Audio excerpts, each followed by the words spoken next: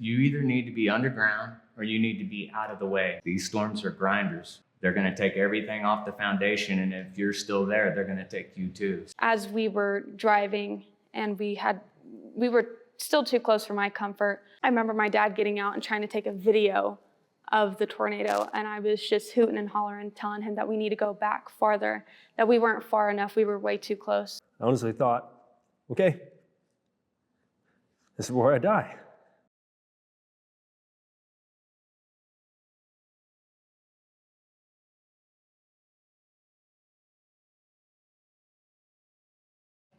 Where were you working at the time of 2013? So in 2013, I was working as a utility locator and I marked utility lines. May 20th in 2013, I went to work and I could tell from 8 a.m. that it was a muggy kind of day, and living in Oklahoma most of my life, I knew that it was potentially a bad storm day. Working mobily out of my pickup truck, I knew that I had to keep an eye on a radar, so I put the radar up on my laptop. Being the fact that a lot of us live in Oklahoma, I think a lot of us in Oklahoma are a lot more aware about weather. At any time, weather can come upon you and remind you that it's still around. It seemed like a normal day to me. It didn't seem too gloomy outside. Other than the mugginess and the potential storms, there were no storms. Put the kids in school, went to work just like any other day.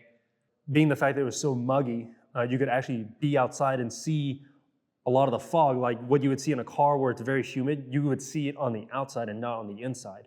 And about 2 in the afternoon, maybe 1:30, I noticed that it was changing and there was some dark clouds in the sky to the southwest. I was in 4th or 5th hour. Went to my science teacher, told him, hey, what's your thoughts on some of the weather that's popping up over here in Chickasha? We shall see, we'll see. You really can't figure out what's gonna happen in just a small ember of a storm. I looked at the radar and saw this massive storm, what they call a screaming eagle type storm. This storm had turned into a monster. I want to say about within 5 or 10 minutes, our phones are going off.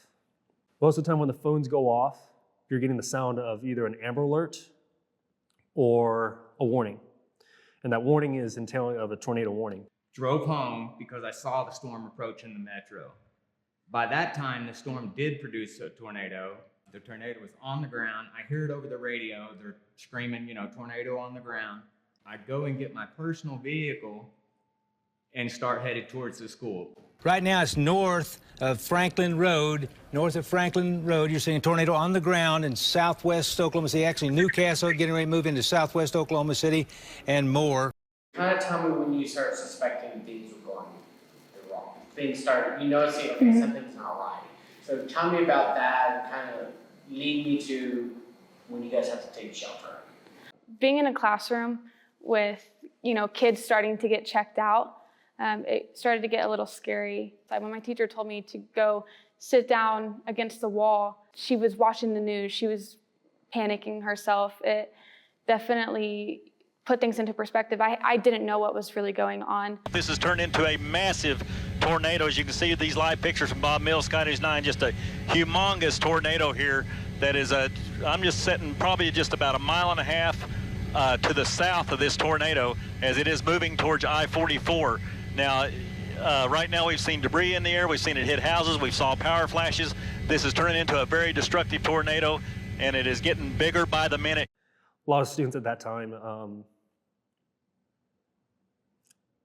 they weren't really panicking, but I would definitely say that there was some concern going on. I don't think anyone really thought it was going to be a tornado. It took about another 5 or 10 minutes before they actually declared that we need to actually go into a shelter. And I think in my 4 years of being at that school, I don't think we really did actual tornado procedures. And I say tornado procedures where we actually had to take cover. Not for practice, but to take cover. This thing is, the debris ball is about 1 mile wide, so the tornado itself is 1/2 mile or more. And you see it's a violent tornado. This is a tornado emergency. And we got power light, and it's going through populated areas. My God, get below ground if at all possible. My kids, Zoe and Jonah, Jonah's a kindergartner at Briarwood. And Zoe is, I believe, in 2nd or 3rd grade at the time. Briarwood Elementary had outdoor hallways. So it was a bunch of separate buildings with outdoor hallways that were just covered. My dad texted me, asking me where I was, what hour I was in, what classroom, that kind of thing. That's when it made it all surreal. Gary, there's houses in the air here. I know. This is serious, I know. Gary. This is passing over a large power lines here, large power lines. The air is full of debris. I don't know, we're actually getting hit by debris here. It is just a quarter of a mile to our north. This is a violent, deadly tornado, Gary. Please take cover if you're in the path of this thing. The teacher or the principals or the staff got on the intercom. I was like, I wouldn't say brace for impact, but it's like shelter in place or something like that. Basically, they were just trying to tell people you need to get hidden or get under cover now. My goodness, this is an extremely violent. This is a killer tornado. And like you said earlier, if you're not below ground, you will not survive this tornado, Gary. Unless you have a safe room. This is a killer tornado. The motion is amazing. Look at the motion here, Gary. It's crossing Western. Oh my It's about 200 yards west of Western, Gary. My teacher was still looking at the radar, and then at one point, he stormed off. I didn't know what was going on. I don't know why he stormed off, but I found out within 5 minutes that he came back saying it's actually coming. When I get to the school, the tornado's maybe 2 miles away.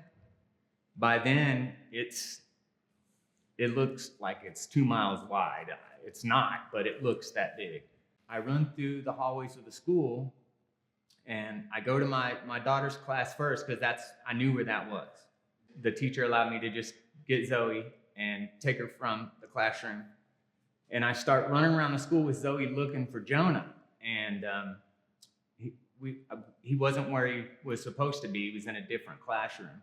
Whenever he actually found me in my classroom, I remember walking out, and my dad had pointed out between the hallway, the outdoor hallway, the tornado. I could see it, the funnel. He said, look, it's like an ice cream cone. It looks like a funnel, and it's coming right towards us. I did obviously finally locate Jonah. I also have a nephew, Caden, so we proceeded to look for Caden as well. At this point, with these outdoor hallways, you can see this storm coming towards all these kids. And I knew that it was going to hit this school. We couldn't find Caden. They moved Caden to a restroom bathroom, and we didn't know that. I had to leave him there.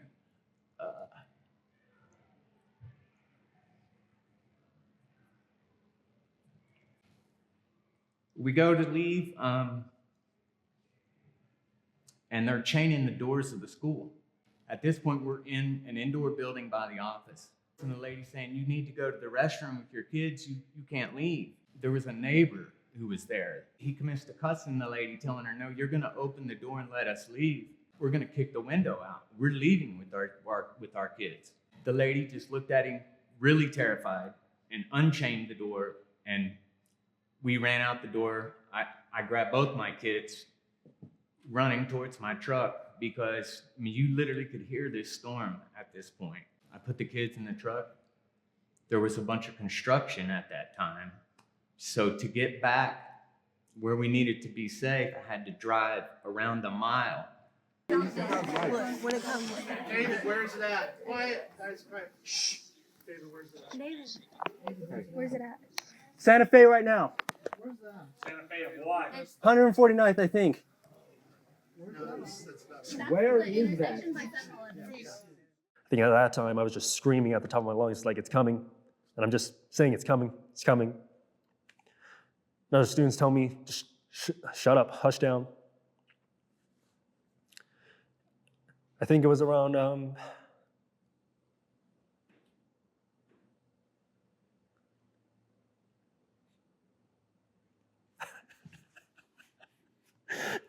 sorry. I'm trying to hold it down. As we were driving and we were still too close for my comfort, I remember my dad getting out and trying to take a video of the tornado, and I was just hooting and hollering, telling him that we need to go back farther, that we weren't far enough, we were way too close. I was going through a neighborhood, Gary. There's a lot of big chunks of debris in the air. Those are homes. Look at it, there it is. It's going through homes. It's still very violent, but like you said, it's just a lot smaller than it was. Oh my gosh, There's look fire at the flashes motion. in the rain Look at the outside motion. of the tornado. Yeah, it's I up there. know. It's on the ground. I can still see it. It's a gigantic circulation. Tornado's still on the ground. Actually, I have a third son, a stepson, who is at Southmore High School. And I tried to locate him and found out Southmore High School had allowed the kids to leave. So I thought, oh no, Scott has left and went home. This storm's headed towards my house. My house is also in the path of the storm. And I drive around the mile to run into the house to see if Scott was there. Luckily, he wasn't there. As soon as we left the house, the kids were frantic. Zoe was, screaming to drive fast to get away from this tornado. We drove another mile or so, and there was other people already there taking pictures, and I was just sitting in the truck while my brother is silent. I'm bawling my eyes out, and I'm watching this tornado go through the town of Moore, power lines flashing, debris flying everywhere. And then my dad was like, it just hit our house. I was like, that's great. I don't know how I didn't panic in that moment. A lot of students were screaming because the lights were out. I honestly thought, okay, this is where I die. I don't know how, in that moment, that the tornado didn't hit our school. My little brother, he was not talking whatsoever. I was bawling. So my dad had to be the one that was really calm in that situation. But there were moments when he would see the effects of the tornado or see the tornado far away. And that's when he would start to panic, is really visualizing and seeing how massive and vicious this tornado was. To this day, I think my kids are still traumatized by this storm. It's one of those once-in-a-lifetime storms that, again, I've lived in Oklahoma all my life and never have seen a storm that big, that powerful. But to know that my nephew was still in that school and that the school got, leveled by the storm, my day wasn't even just barely beginning at that point. When I realized my cousin wasn't with us, I was more so just scared in general. It felt wrong leaving him behind. I didn't want to have to leave him behind by any means. It was kind of like a life or death situation, not knowing what was going to happen next. So I just remember wanting to leave, drive as fast as I can away from the situation. I think it took about 10, 15 minutes for us to realize that we were safe. Stepped out. Didn't know what happened to my parents. There's a possibility that my parents could be alive, could be hurt, could be dead. I have no idea. Guys, as you're tracking this, we got to tell you, a school down in Moore. We know a school in Moore has been hit, an elementary school. We believe it is Briarwood Elementary School. That's the word we're getting. That's going to be on Southwest 149th and Westmore, which is in between Santa Fe and Western. Our Michael Konopasek is there, and we understand, he says, there is extensive damage. We're also getting word that some kids may be trapped. Okay, this is the initial reports we're getting there at Briarwood Elementary. As soon as we get our shot established with Michael Konopasek, we'll go out to him. I just heard Oklahoma City police in South Oklahoma City say they're at 149th and May Avenue, and everything south of there is damaged or leveled. As soon as the storm passed my house, it's hitting Briarwood Elementary. I turn around and go back and get to my street, to the end of my street, and all the main power lines, transmission lines, had blown down and were laying over my house, laying over lots of houses. There was houses on fire at the end of the block from gas leakage. I leave my kids in the truck with the air conditioner running and tell them to stay there and lock the doors because I can't drive across these power lines. And I get out and I go to my house to see the garage doors blown out, but I managed in my garage to find a crescent wrench, and I started going up and down the block trying to turn off gas meters because the smell of gas blowing was immense. There were still people coming out of wreckage. I remember one lady carrying an infant and smoking a cigarette, walking by me with dazed and confused on her face, and I'm telling her, please put the cigarette out. Do you smell all the gas? And just go to the end of the street and don't touch the power lines. I stayed with my little brother and was trying to talk to him while he apparently went around and turned off gas lines, and that's when he saw multiple horses and things like that. I just remember seeing my neighbors in the grass on the opposite side of the power line. They were just kind of sitting there waiting to see what the next move was. The next thing I tried to figure out was, being the fact that I was 19 years old, there was a policy at that time that you could actually check out. I don't know why, but I went to the desk at the office and I just signed myself off and I told him I'm leaving. I'm checking out. I was like, how old are you? I'm like, I'm 19. Heading through a hallway and I find a buddy. Stepped out of the classroom and he was trying to call his parents. Again, we had no signal, no telephone signal to the outside world. And he's losing it. And I'm looking, like, dude, what's wrong? He's like, I can't call my mom or dad. It's like,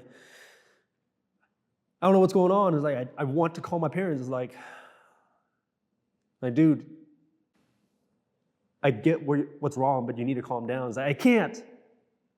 He's just losing his mind over it. So I get to my truck. My truck's like covered up in like mud, debris, paper, whatever you name it. It's just everything's on the truck. Of course, at this point, there's no cell service. It's chaos. My wife is stuck north of the storm path. My sister-in-law, Caden's mother, is also stuck north of the storm path and can't get in. She can't get through to her children. It turns out Caden was at Briarwood, but was fine. He wasn't injured. He was in a bathroom. They moved his whole class, I believe his whole grade got moved into bathrooms. After the whole tornado had gone through, we went back to the house, grabbed our stuff.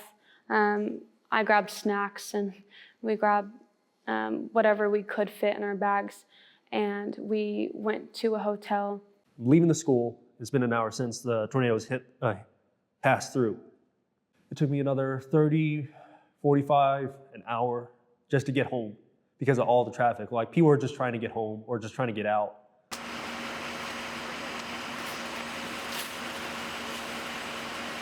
We couldn't get into our neighborhood.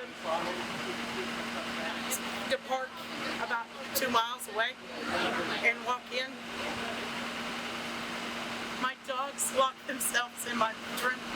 That was the only room in the house that had all the walls, the roof, my bedroom.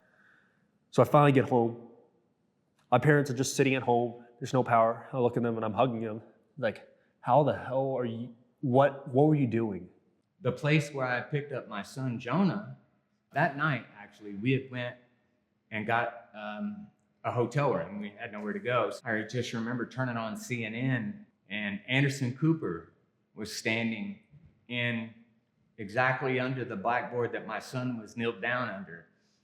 And there was a giant steel beam had fell right where he was knelt down.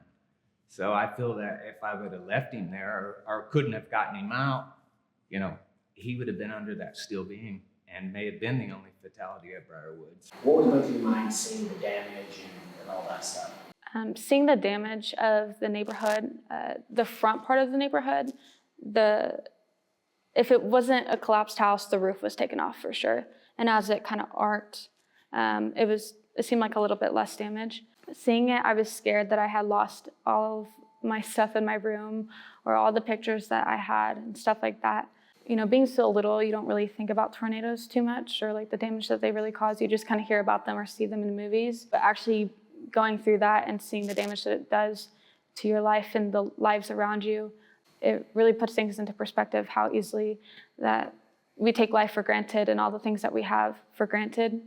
Anything, your house, your animals, the ones that you love, they can be taken away by natural disasters like this. And we don't know when those are going to be because it's Oklahoma. It's pretty bipolar. That very first moment that I went back to the house and the storm's still on the ground hitting more, I knew immediately it was hit because the garage door was gone. It sucked the garage door out, pulled it out, and shredded it to pieces like a tin can. And all my stuff in the garage was spread about. And there was mud splatter all over the walls of the garage. And I went into the house because we had a couple of cats. I was looking for the cats. They were in the house and they were okay. But you could see daylight. because it had took the roof off the back side of my house. And so right after that storm, it rained. And so when you don't have any roof or even anything to put a tarp over, the rain just destroyed everything in my house. It wasn't actually the tornado, it only destroyed the back room of my house. But not having a roof, and then it started raining 2 hours later before we could get our stuff out. And it just destroyed everything in my house, all the insulation, the sheetrock came down, about 6 inches of water in the floor, did a bunch of water damage to our furniture. It was pretty much a total loss inside of our house. We had a full insurance claim. It was awful. We had to rebuild. And you don't realize that things like even condiments in your refrigerator, all the little things you buy in your house until you just don't have them. And all you have is the clothes on your back. During that whole situation, I didn't even think about my mom for a while. I was worried where she was at first, but, at some point you're just, worried about your own life and the lives with you. But when I saw my mom, I couldn't help but break down after seeing her. And I remember her walking up the street with our neighbor with mud all over the backside of her because she had slipped and fell from walking from her car all the way to us because the roads were blocked off. The relief and the love that I felt after seeing her and actually being able to hold her, I just know that she loves me a lot. We were renting the house we were in, and I had renter's insurance. And I'm so thankful I had that renter's insurance because it paid me enough for me to put a down payment on an actual house that I own now. So believe it or not, the tornado helped me one up or step up in life, but I would never do it again just for that. I think it took me a couple of years to really get over some of the hardest parts of that day. Being the fact that I stepped out and you don't really recognize what you see around you. It just looks like a nuclear bomb that went off. Everything just is unrecognizable. And all you're doing for me, or all I was doing in that time was just finding a way to get home. I was just surviving or something in my mind. I think I just went into survival mode just to try and get home. More focused on my parents than I was about anyone else. I remember after the tornado, I looked at pictures of my school being collapsed and seeing pictures of my classmates being carried out and how I could have possibly been one of those kids who was carried out, or one of those kids who was severely injured. I know there was a few that way. Substitutes with their heads bleeding, holding their children, trying to leave the building after all of that happened. I am very grateful that my dad saved me. To me, the only real traumatization is when it's a dangerous storm day. I don't want to be at work. I want to be near my kids. I don't want my kids at work, even my grown kid. Zoe, she's older. Scott, he's grown. When it starts to storm like that, it's time to come home to Dad so that if we need to move, we're all moving as a unit. I can keep everybody safe. That's really where the trauma comes in. I never got to see or talk to my classmates after that tornado hit. Even going to YMCA camps or going to things for like yearbook pickup day or whatever, I don't think I saw a single classmate after that. So my life had completely changed. It was a school that got hit by a tornado and bam, you're at a completely different place with people you don't know, not being able to be in contact with anyone that I knew previously. So it made things pretty hard. I definitely will say that I don't take life for granted. I'm grateful that I'm still alive to this day. I'm grateful that my parents are growing old and are still bickering with each other. I actually think about the tornado all the time. Had it not happened, I think about where I would be, the friends that I would have made, how much different my life could have possibly been, where would I be living if I would be living in the same house that I was living in before it was damaged. It's definitely mind-boggling to think about all the things that happened, but I'm very thankful for where I'm at and the friends that I do have and the experiences that I've gone through from that situation. How did you cope with the aftermath of this tornado? What kind of support did you receive from the community, friends, and family? Me personally, I think how I coped with the aftermath of the tornado was just working through it. Because like I say, I worked in the town of Moore, and so for years I had to locate these areas that were devastated by the storm. And really that helped me kind of cope with it, because I saw the rebuilding process. I saw people, instead of just giving up and moving out of the town, they rebuild the town, they rebuild their houses. It's just this time they put a storm shelter in the garage, you know, or in the backyard. And it feels good to have been a part of rebuilding it, you know, because I located so many of those lots and so many of those businesses for them to rebuild. I think the town has recovered really well. What advice would you give to others